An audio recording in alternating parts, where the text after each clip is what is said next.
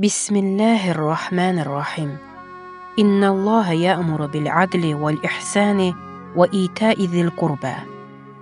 Şübhəsiz Allah ədaləti, yaxşılıq etməyi və qohumun haqlarını əda etməyi əmr edir. Nəhl surəsi ayə 90. Ədalətli, bağışlayan, başqalarına yardım edən, qohumlara və yaxınlara diqqət göstərən, həm də pis işlərdən uzaq duran bir gənc idi. Bu xüsusiyyətlərin hamısı Seyyid Həsənin şəxsiyyətində cəm olmuşdu. Amma Seyyid kimdir? Sircan şəhərində yaşayan, dərslərini yaxşı oxuyan, müsbət bir yeniyetmə ki, çox gözəl xatirələri var. O, bacardığı qədər başqalarına yardım edərdi və Allahın bəndələrinə qarşı ədalət və xeyirxahlıq yolundan ayrılmazdı. Məsələn, bu maraqlı hadisəyə diqqət edin ki, sinif yoldaşı danışır. Riyaziyyat müəllimi məni və Məhəmmədi ev tapşırığını yazmadığımız üçün sinifdən qovdu və dedi: mütləq cəza almalısınız ki, adam olasınız. O dövrdə fiziki cəza çox yayılmışdı. Sonra müəllim sinifin ən yaxşı şagirdi Seyyid Həsən Musəvini çağırıb dedi: bu ikisini apar muavinin otağına ki, cəzalarını alsınlar. Yolda Məhəmməd ağlayırdı və deyirdi: həm işləməliyəm, həm də dərs oxumalıyam. Artıq muavinin şlanqla vurmasına dözə bilmirəm. Seyyid Həsən onu sakitcə dinləyərkən bir fikir ağlına gəldi. Məhəmmədə dedi: göz yaşlarını sil, muavinin otağına çatanda heç bir söz demə. Ofisə daxil olduq. Seyyid Həsən önə keçdi və dedi: müəllim, bir daha təkrar olmayacaq. Söz verirəm, ev tapşırıqlarımı yazacam. Nəzarətçi dedi: Musəvi, səndən belə bir şeyi gözləmirdim. Sonra məni və Seyyid Həsəni cəzalandırdı. Məhəmmədə isə dedi: bunları geri sinifə apar. Bu cür fədakarlığa inanmaq çətindir. Amma Seyyid Həsən belə bir insan idi. Çox ürəyi yanan, şəfqətli və mərhəmətli. Əgər görsəydi ki, kimsə yolunu azıb, onunla söhbət edərdi. Dostlarının hidayəti üçün çox vaxt sərf edirdi. Hamı üçün, dostları, qohumları və 4 bacısı üçün.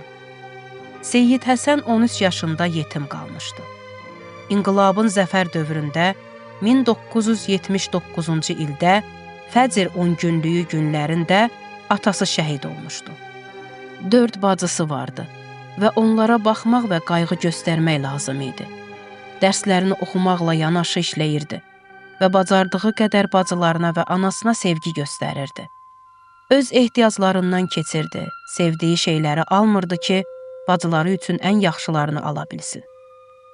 Ailəsində elə qohumlar vardı ki, araları soyuq idi.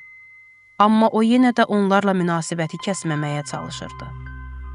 Ailənin tək oğlu idi. İstəyirdi ki, yaşıdları kimi əyləncələrə getsin. Amma ailədə atasının yerini çox gözəl doldurmuşdu. Məhəllədə kiçik uşaqlara deyirdi: kim bir surə əzbərləsə, ona mükafat verəcəm. Öz yeməyindən kəsirdi. Uşaqlar üçün hədiyyə alırdı və bir çoxunu da məscid və Allahla tanış etmişdi. Artıq 18 yaşında idi və cəbhəyə getmək eşqi ilə dolu idi. Amma anası razı olmurdu ki, yeganə oğlu döyüşə getsin. Nəhayət, çətinliklə də olsa, anasının razılığını aldı və ilk döyüşdə Hacı Qasimin qüvvələri ilə birlikdə Məcnun adasında şəhid oldu. Allah şəhidləri canlı adlandırır. Seyyid Həsənin şəhadətindən sonra onun varlığı daha da hiss olunmağa başladı. Hələ də insanlara yardım edir, ailəsi və qohumlarını unutmur. Onunla bağlı çox qəribə kəramətlər nəql olunur. Seyyid Həsənin bacılarından biri illər sonra ailə qurmuşdu. Bir gecə ər-arvad arasında mübahisə baş verir və görünür ki, haqlı olan elə evin xanımıdır. Ertəsi gün səhər Seyyid Həsənin anası qızının evinə gedir və soruşur: dünən gecə aranızda mübahisə olmuşdu? Ər-arvad təəccüblə bir-birinə baxır və soruşurlar: nə üçün soruşursunuz? Ana cavab verir: gecə yuxumda Seyyid Həsəni gördüm. Dedi: bacımın həyat yoldaşına de ki, bu sonuncu dəfə olsun. Seyyid Həsən ən çox anasına diqqət göstərirdi.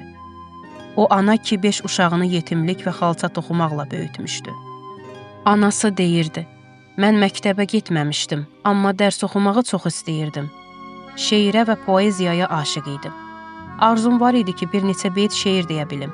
Çünki atam məddah idi. Bir gecə Seyyid Həsənlə dərdimi bölüşdüm və bu arzumdan danışdım. Oğlum yuxuma gəldi və dedi: "Anacan, narahat olma, mən sənə kömək edəcəm ki, şeir deyə biləsən." Qısacası bu şəhid anasından, təxminən 90 yaşlı bir qadından 2 cilddən ibarət son dərəcə gözəl şeirlər divanı çap olunub.